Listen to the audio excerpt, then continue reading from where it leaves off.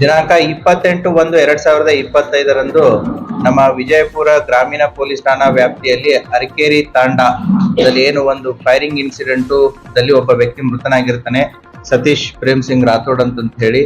So Ramesh Lamani ಅನ್ನುವಂತ ವ್ಯಕ್ತಿ ಸತೀಶ್ ಪ್ರೇಮ್ ಸಿಂಗ್ ರಾಥೋಡ್ ಅನ್ನೋನನ್ನ ಅವತ್ತಿನ ದಿನ ಬೆಳಿಗ್ಗೆ 10:30 ಗಂಟೆಗೆ ಒಂದು ಪಿಸ್ತೂಲ್ನಿಂದ ಮತ್ತೆ ಮಾರಕಾಸ್ತ್ರಗಳಿಂದ ತಲೆಗೆ ಕಲ್ಲಿನಿಂದ ಜಜ್ಜಿ ಕೊಲೆ ಮಾಡಿರ್ತಾನೆ. ಆ ಹಿನ್ನೆಲೆಯಲ್ಲಿ ನಮ್ಮ ವಿಜಯಪುರ ಗ್ರಾಮೀಣ ಪೊಲೀಸ್ ಠಾಣಾ ವ್ಯಾಪ್ತಿಯಲ್ಲಿ ದಿನಾಂಕ 28/1/2025 ಒಂದು ಕೊಲೆ ಪ್ರಕರಣ ದಾಖಲಾಗಿರುತ್ತೆ.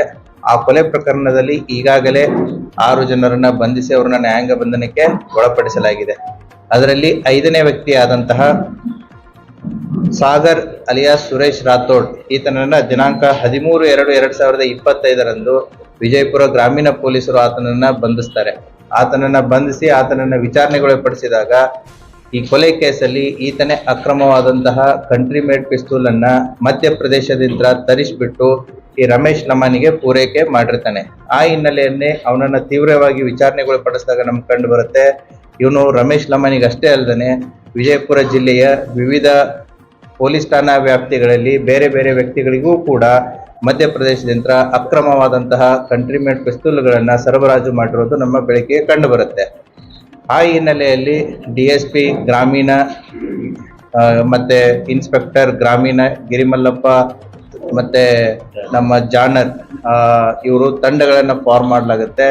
ತಂಡಗಳನ್ನ ಫಾರ್ಮ್ ಮಾಡಿಬಿಟ್ಟು ಈ ಎಲ್ಲ ಒಟ್ಟು 9 ವ್ಯಕ್ತಿಗಳ ಡೀಟೇಲ್ಸ್ ಅನ್ನ ತೆಗೆದುಕೊಂಡು ನಮ್ಮ ವಿಜಯಪುರ ಜಿಲ್ಲೆಯ ವಿವಿಧ ಪೊಲೀಸ್ ಠಾಣಾ ವ್ಯಾಪ್ತಿಗಳಲ್ಲಿ ನಮ್ಮ ಎಲ್ಲ ಪೊಲೀಸ್ ಇಲಾಖೆಯ ವಿವಿಧ ತಂಡಗಳು ದಾಳಿಯನ್ನ ಕೈಗೊಂಡಾಗ ಸುಮಾರು 9 ಪಿಸ್ತೂಲು ಮತ್ತು 24 ಸಜೀವ ಗುಂಡುಗಳನ್ನ ನಾವು ವಶಪಡಿಸ್ಕೋತೀವಿ. ಆ ಹಿನ್ನೆಲೆಯಲ್ಲಿ ಒಟ್ಟು 9 ಜನ ಪ್ರಕಾಶ್ ರಾಥೋಡ್ ಈತನ ಮೇಲೆ ವಿಜಯಪುರ ಗ್ರಾಮೀಣ ಪೊಲೀಸ್ ಠಾಣೆಯಲ್ಲಿ 1 ಪಿಸ್ತೂಲು ಮತ್ತೆ 3 ಗುಂಡುಗಳು. ಅದೇ ರೀತಿ 2ನೇ ಆರೋಪಿ ಅಶೋಕ್ ಪಾಂಡ್ರೆ ಈತ ಅರಕೇರಿ ವಿಜಯಪುರದವನು, ಆತನ ಹತ್ರ 1 ಪಿಸ್ತೂಲು ಮತ್ತೆ 2 ಗುಂಡು. ಮತ್ತೆ ಸುಜಿತ್ ರಾಥೋಡು ಈತ ತುಳಜಾಪುರ ಜಿಲ್ಲೆಯವನು, ತುಳಜಾಪುರದವನು, ಅವನ ಹತ್ರ 1 ಪಿಸ್ತೂಲು 1 ಗುಂಡು. ಮತ್ತೆ ಈ 3 ಜನದ ಮೇಲೆ ವಿಜಯಪುರ ಗ್ರಾಮೀಣ ಪೊಲೀಸ್ ಠಾಣೆಯಲ್ಲಿ ಪ್ರಕರಣ ದಾಖಲಾಗಿರುತ್ತೆ.